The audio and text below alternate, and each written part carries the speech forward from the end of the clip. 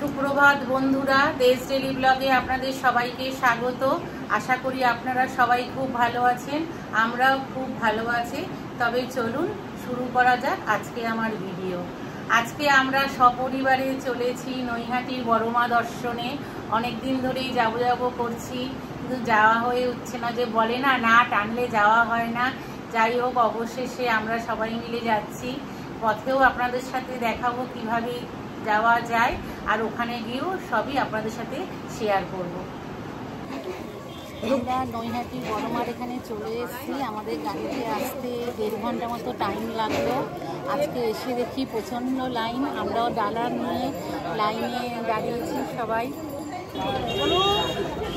আমাদের এইমাত্র পুজো দেওয়া হয়ে গেল। এখন আমরা যাচ্ছি গঙ্গার ঘাটের দিকে।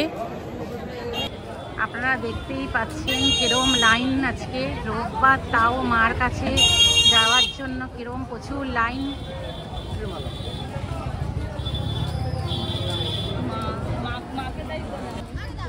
আমরা এখন বড়মার ঘাটে চলে এসেছি।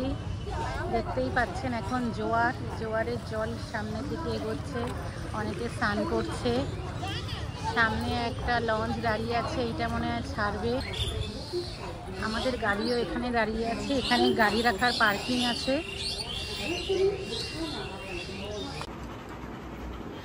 আজকে বড়মার মন্দিরে যাওয়ার এই ছোট্ট ভিডিওটা যদি আপনাদের ভালো লেগে থাকে, তাহলে চ্যানেলটাকে please like, share and subscribe করে দেবেন। সবাই ভালো থাকবেন, সুস্থ থাকবেন। দেখা হচ্ছে অন্য কোনো ভিডিওতে।